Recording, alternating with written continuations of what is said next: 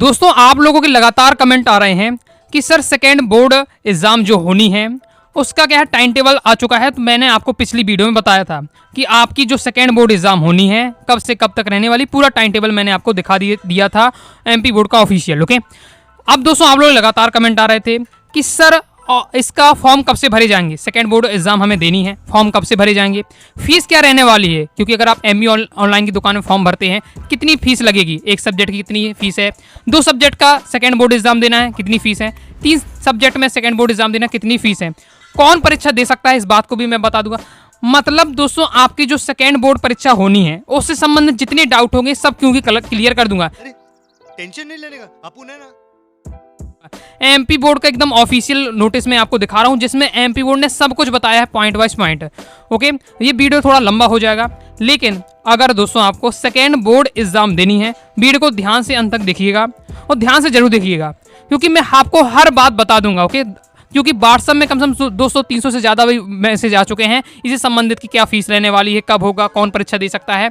तो मैं आपको क्या है एक ही वीडियो में सब कुछ बताने वाला हूं, तो ध्यान से सुनते जाइएगा। ओके, क्लियर है। ऑफिशियल नोटिस के माध्यम से बताऊंगा कि लाइन पढ़ के आपको समझाते जाऊंगा, फुल प्रोसेस बताने वाला हूं सेकंड बोर्ड एग्जाम के बारे में। ओके, चलिए देख लेते हैं। साथ ही आप ये पूछते हैं कि जो सेकंड बोर्ड एग्जाम अगर हम देते हैं ओके तो ये मान्य होगा कि नहीं होगा, इसमें कुछ हैशटैग वगैरह या कुछ साइन तो नहीं बन जाएगा, मेरी मार्कशीट अच्छी तो ऐसा तो नहीं होगा, इससे मेरी जॉब ना लगे, तो वो सब डाउट क्लियर कर दूंगा।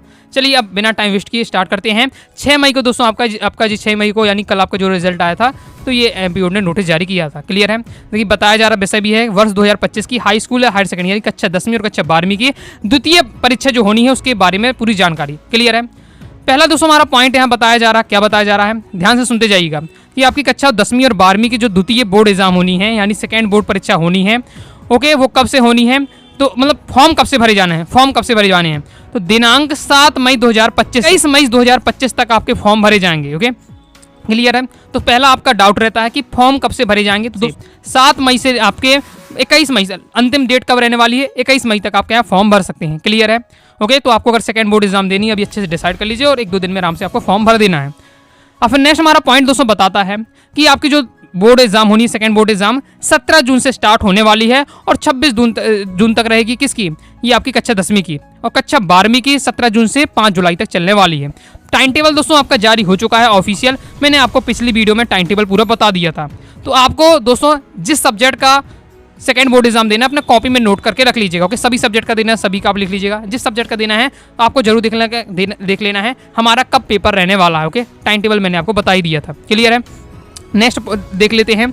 अब यहाँ आपके क्या चीज़ें बताई जा रही है उसके बारे में हम थोड़ा सा एक बार देख लेते हैं। हम पढ़ के मैं आपको बता देता हूँ। द्वितीय परीक्षा यानी सेकेंड बोर्ड परीक्षा में सम्मिलित होने के लिए छात्र को स्वयं एमपी ऑनलाइन की कियोस्क यानी फॉर्म भरने कहाँ से भरेगा, एमपी ऑनलाइन जो दुकान होती है वहाँ से जाकर आप फॉर्म भर सकते हैं। ओके, और फॉर्म भरते समय आपको क्या ले जाना है, क्योंकि दुकानदार के क्या दिखाना पड़ेगा आपको फॉर्म भरते समय, आपको अपनी जो भी मार्कशीट आपकी आई है ओके मतलब ये ऑनलाइन वाली मार्कशीट वो ले जाना है जिसमें आपको रोल नंबर रहेगा, और साथ ही आपको क्या है जो फीस लगनी है एमपी बोर्ड की वो आपको वहाँ दुकान में जमा करनी पड़ेगी।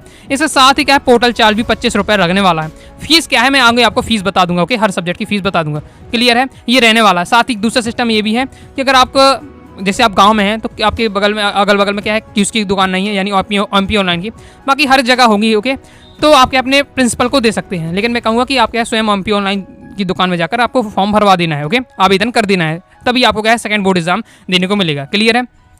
ध्यान से सभी बातें सुनते जाइएगा। जब पूरा वीडियो हो जाए कोई भी डाउट रहता है तो आप कमेंट बॉक्स में पूछ लीजिएगा, मैं व्हाट्सएप नंबर दे दूंगा तो वहाँ भी आप पूछ सकते हैं मुझसे। ओके, फिर नेक्स्ट हमारा पॉइंट है कि शैक्षणिक सत्र की प्रथम परीक्षा में पंजीकृत छात्र छात्रा ही सत्र की द्वितीय परीक्षा में सम्मिलित होने के पात्र होंगे, यानी ऐसे छात्र ही सेकंड बोर्ड एग्जाम दे सकते हैं जिन्होंने अभी मेन जो एग्जाम हुआ है वो परीक्षा दी है।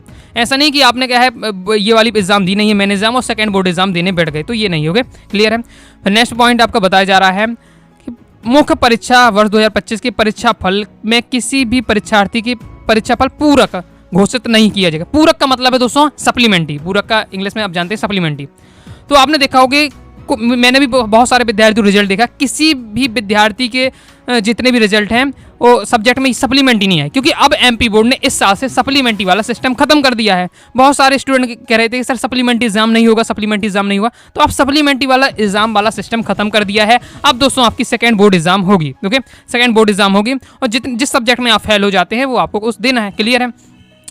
और उसमें और आपने जो भी आपका रिजल्ट आएगा जिसमें आप सब्जेक्ट में फेल होंगे तो डायरेक्ट फेल आपका लिखा होगा, जिन्हें फेल लिखा है उनका तो आपको पेपर देना ही है, सेकंड बोर्ड एग्जाम देना ही है, क्लियर है।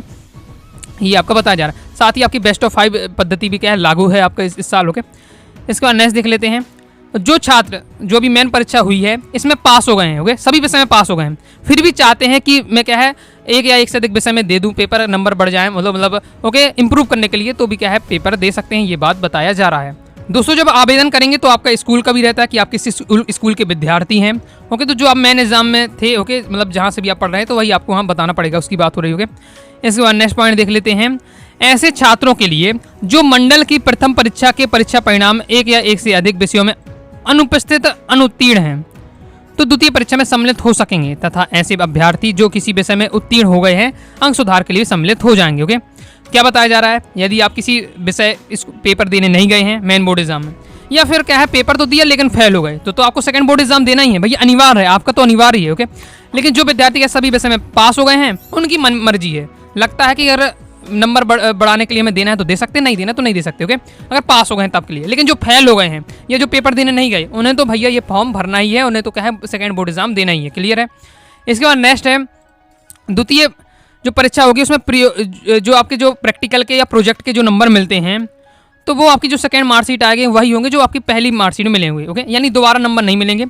जो आपके प्रैक्टिकल प्रोजेक्ट के नंबर अभी आपको मिले हैं वही आपको क्या है यहाँ लिखा हुआ कैरी ओवर मतलब जैसा कि तैसा आपको धर दिया जाएगा, मतलब पहले जो एग्जाम में आपको प्रैक्टिकल या प्रोजेक्ट के नंबर मिले हैं वही आपकी क्या है द्वितीय मार्कशीट में भी आपको जो द्वितीय बोर्ड एग्जाम की मार्कशीट होगी उसमें भी आपको देखने को मिलेंगे, ओके, क्लियर है। ये आपका यहाँ बताया जा रहा है। इसके आगे देख लेते हैं। इसके आगे है द्वितीय परीक्षा में सम्मिलित होने के लिए छात्र को निर्धारित शुल्क के साथ आवेदन करना अनिवार्य होगा। सेकंड बोर्ड एग्जाम देनी है तो आपको क्या है आवेदन करना पड़ेगा, फॉर्म भरना पड़ेगा, क्लियर है। और इसमें यही बताया जाए कि आप विषय मानन नहीं, मतलब सब्जेक्ट जो आपके होते हैं उसे चेंज नहीं कर सकते। आप साइंस सब्जेक्ट तो साइंस से आपको देना पड़ेगा पेपर, सब्जेक्ट नहीं बता सकते, ये बात बताई जा रही है। इसके बाद है कि ऐसे छात्र जो मंडल की द्वितीय परीक्षा में बैठेंगे अंकों की पुनः गणना के लिए मंडल के प्रावधानों के अनुसार आवेदन करेंगे। यानी अगर सेकंड बोर्ड एग्जाम दे देते हैं तो जो आपके अभी रीटोटलिंग वाला सिस्टम है, रीटोटलिंग वाले सिस्टम के ऊपर अलग से मैं आपको आगे वीडियो बना दूंगा इसी के बाद, ओके। तो रीटोटलिंग वाला जो सिस्टम है वो आपके सेकंड बोर्ड एग्जाम में भी होगा, ओके, जिस प्रकार से मेन बोर्ड एग्जाम में भी होता है। इसके साथ ही द्वितीय अवसर परीक्षा में वही कृपांक नीति मान होगी जो प्रथम मुख्य परीक्षा में मान होगी। यानी कृपांक मतलब ग्रेस मार्क मिलते हैं। ग्रेस मार्क का मतलब होता है कि जैसे आप किसी सब्जेक्ट में आपको पास होने के लिए 2-3 नंबर से आप चूक रहे हैं तो टीचर अपनी तरफ से गिफ्ट दे देता है, ओके, कृपा कर देता है क्योंकि 2-3 तरफ से नंबर मेरी तरफ से ले जाओ और पास हो, इस प्रकार से। तो वो आपको द्वितीय जो सेकंड बोर्ड एग्जाम होगी उसमें भी आपको कृपांक वाला सिस्टम रहेगा, ओके। इसके साथ ही बताया जा रहा है जो आपकी प्रमीण सूची या टॉपर की जो मेरिट बनती है वो आपकी मेन एग्जाम से बनेगी, ओके, और या पुनर्गणना के बाद भी अगर कुछ चेंज होता तो भी आपकी वो मेरिट सूची बनेगी। लेकिन जो सेकंड बोर्ड एग्जाम होगी उसकी कोई मेरिट सूची नहीं होगी, ओके, क्लियर है। मेन आपका अभी जो मेरिट में आ गए हैं वही मेरिट में माना जाएगा। ऐसे नहीं आप सेकंड बोर्ड एग्जाम देते हैं आपके नंबर आ जाते हैं तो आप मेरिट में आप आ जाएंगे, ओके, पहली वाला नंबर ही मान होंगे। इसके आगे देख लेते हैं। इसके आगे दोस्तों आप बताया जा रहा है फिर तो यही है कि आपका मार्कशीट के बारे में बताया जा रहा है कि आपको मिल जाएगी, ओके, तो आप बढ़ सकते हैं, कुछ नहीं इसमें आगे। इसके बाद ये पॉइंट बहुत ज़्यादा इंपॉर्टेंट है जो बहुत सारे विद्यार्थी लगातार पूछते हैं कि भैया अगर हम क्या है ये सेकंड बोर्ड एग्जाम देते हैं, ओके, जैसे सेकंड बोर्ड एग्जाम की मार्कशीट आएगी, मार्कशीट किस प्रकार से इस प्रकार से रहती है, ऊपर आपका ये एमपी बोर्ड के बारे में लिखा रहता है और आपके क्या है यहाँ आपका लिखा रहता है रोल मतलब आपके नंबर और आपके लिखे रहते हैं सब्जेक्ट के नाम, ओके। तो जो इस साइड का लास्ट वाला बॉक्स है उसमें स्टार हैज वगैरह तो नहीं बना रहेगा, मतलब शो तो नहीं होगा, ओके। तो मैं आपको बता दूं अगर सेकंड बोर्ड एग्जाम आप देते हैं, ओके, तो उसमें जो आपके बगल में जो ना ही आपका हैज होगा ना स्टार बनेगा, मतलब कोई साइन नहीं बनाया जाएगा अलग से, ओके। केवल जो मेन होता है, मेन सबसे ऊपर होता है, एमपी बोर्ड लिखता है कि हायर सेकेंडरी अंक सूची वो लिखा रहता है, वहाँ बस मेंशन होगा द्वितीय परीक्षा, वहाँ मेंशन होगा द्वितीय परीक्षा। बाकी जो आपके मेन जो नीचे सब्जेक्ट वगैरह लिखे रहते हैं वहाँ हैज, जहाँ डिस्टेंशन वगैरह लिखा रहता है वहाँ हैज और स्टार नहीं बना रहेगा, मतलब किसी को पता नहीं चल पाएगा कि आपने सेकंड बोर्ड एग्जाम देखा है। बस एक ही जगह पता चल पाएगा, वो है ऊपर बस थोड़ा सा लिखा रहेगा, ओके। ऊपर जो आपके मेन हेडिंग होती है हायर सेकेंडरी या हाई स्कूल की अंक सूची ये हेडिंग रहती है, वहाँ द्वितीय परीक्षा लिखी रहेगी, बस ये मेंशन होगा। तो ये वहाँ पॉइंट बताया जा रहा है, ओके। तो आपका कुछ ज़्यादा दिक्कत नहीं रहने वाली, ओके। आगे देख लेते हैं। और साथ ही हम नेक्स्ट पॉइंट में दोस्तों बताया जा रहा है कि अगर आप क्या रीटोटलिंग का फॉर्म भरते हैं और आप सेकंड बोर्ड परीक्षा होने लगी है और रीटोटलिंग का रिजल्ट नहीं आया है, तो रीटोटलिंग के रिजल्ट का इंतजार मत करिए। सीधे अगर आपको सेकंड परीक्षा देनी है नंबर बढ़वाने के लिए, ओके, तो आप क्या है सीधे सेकंड बोर्ड परीक्षा दी दीजिए। ओके, रीटोटलिंग का रिजल्ट के ऊपर मतलब आप बिल्कुल उसमें इंतजार ना करिए। ओके, जब आएगा तो आएगा ही, लेकिन आपको सेकंड बोर्ड एग्जाम दे देनी है, ये यहाँ पॉइंट बताया जा रहा है। ओके, इसके बाद नेक्स्ट बताया जा रहा है मुख्य परीक्षा में उत्तीर्ण परीक्षा आती, दूसरी परीक्षा में विषयों में अंक सुधार के लिए क्या सम्मिलित हो सकते हैं, यानी जो विद्यार्थी सभी वो क्या है अंक सुधार के लिए दे सकते हैं। ओके, और अंक सुधार कर लेंगे। तो मेरे अनुसार तो यही होगा कि अगर आपके ज़्यादा नंबर आते हैं सेकंड बोर्ड एग्जाम में तो ज़्यादा नंबर आपके मान्य होंगे। ओके, यानी दोनों परीक्षा में जिसमें ज़्यादा नंबर होंगे वही आपके यहाँ मेन मान्य होंगे। ओके, और अगर आप अंक नहीं सुधार पाते यानी आपके कमी नंबर आते हैं, वही नंबर रह जाते हैं दोबारा एग्जाम देने के बाद भी, तो अब अगली साल फिर दोबारा ये वाला सिस्टम होगा सेकंड बोर्ड परीक्षा, तो भी दे सकते हैं। लेकिन फिर कुछ मतलब नहीं है, जो विद्यार्थी हैं फिर एक साल में तो आप सब कुछ जो आपने याद किया है वो भी भूल जाएंगे। ओके, तो कुछ मतलब नहीं है। ओके, तो आइए दोस्तों आपके जो सेकेंड बोर्ड परीक्षा से संबंधित जो आपके डाउट होंगे वो क्लियर हो गए होंगे। अब हम मेन बात करते हैं, जो आप लोग लगातार कमेंट कर रहे थे व्हाट्सअप में, यही मैसेज है मेरे पास है कि फीस क्या रहने वाली, शुल्क क्या लगने वाली है। तो ध्यान से देखिए, पूरा लिस्ट दिया हुआ है एमपी बोर्ड ने कितना फीस लगने वाला है, और थोड़ा एक बार ध्यान से सुन लीजिएगा पूरा आपका कितना फीस लगने वाला है। ओके, तो देखिए यहाँ आपको बताया जा रहा है, चाहे आपका अच्छा 10वीं हो अच्छा 12वीं को, अगर आप एक विषय की परीक्षा देना चाहते हैं, ओके, अगर एक विषय की परीक्षा देनी है सेकेंड बोर्ड एग्जाम, तो आपके 500 रुपये लगने वाले हैं, 2 विषय के 1000 रुपये। ओके, 3 या 4 विषय, 3 विषय के भरे या 4 विषय के भरे 1500 रुपये फीस रहने वाली है। 4 से अधिक भरते हैं यानी 5 सब्जेक्ट का भरते हैं, ओके, आप फॉर्म तो आपके क्या है 2000 रुपये लगने वाले। क्लियर है। अब एक बात और, जैसे आप मान लीजिए एक विषय का भर रहे हैं तो 500 रुपये तो आपको लगना ही लगना है, साथ ही आपका 25 रुपये पोर्टल चार्ज हो जाएगा, और उसके बाद ही जो आपके जिससे भी आप एमपी ऑनलाइन की दुकान में जहाँ फॉर्म भरवाने जाएंगे वो भी कुछ मतलब 25 से 30 रुपये ले ले, तो कम से कम आपके एक विषय के आपके 550 रुपये लग जाने होंगे। तो 50 से 100 रुपये आपको जो भी दिया हुआ है एक्स्ट्रा मान के चलना है, नहीं तो आप क्या दुकानदार से जाकर लड़ जाएं कि हमें तो बताया अनुराग भैया ने कि भाई 500 फीस लगनी है, ज़्यादा क्यों ले रहे हैं। ओके ओके, तो इसलिए तो 50 से 100 रुपये एक्स्ट्रा आपके लग जाएंगे इसमें। तो आई हो आप दोस्तों यहाँ समझ गए फीस के बारे में भी।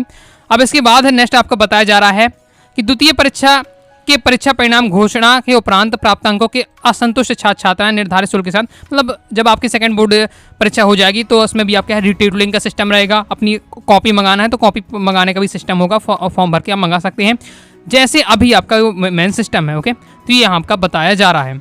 और इसके साथ ही नेक्स्ट पॉइंट में बताया जा रहा है कि अगर आप क्या है कॉलेज में एडमिशन ले रहे हैं तो कॉलेज में भी आप एडमिशन ले सकते हैं, कॉलेज में भी एडमिशन आपका माना जाएगा। लेकिन अगर सेकंड बोर्ड परीक्षा देते हैं और उसमें पास हो जाते हैं तो आपका एडमिशन की वैल्यू रहेगी, जो आपकी प्रेजेंटी होगी, उपस्थिति होगी, कॉलेज में मानी जाएगी। लेकिन अगर फेल हो जाते हैं तो आपका जो कॉलेज में एडमिशन है वो फिर रद्द कर दिया जाएगा, ओके, अमान्य कर दिया जाएगा। तो अपने जोखिम में आप क्या है एडमिशन भी ले सकते हैं। अगर आपको लगता है कि हाँ मैं पास हो जाऊंगा तो आप अभी से भी एडमिशन ले सकते हो। तो ऑल डाउट मैंने आपको क्लियर कर दिए हैं पूरे ऑफिशियल के माध्यम से। ओके, एमपी बोर्ड ने जितने भी बातें थी सब एक साथ बता दी और मैंने भी आपको क्या है चीज़ों को समझा दिया है। अभी भी दोस्तों आपके कोई डाउट हो तो आप क्या है कमेंट बॉक्स में पूछ लीजिएगा, व्हाट्सएप पर मैसेज कर लीजिएगा। और अब आती है बात, अगर आप सेकंड बोर्ड एग्जाम देनी है तो आप क्या है ऐसा नहीं कि फॉर्म भर देंगे तो बस पास हो जाना है, पढ़ना पड़ेगा, आपको परीक्षा देनी पड़ेगी।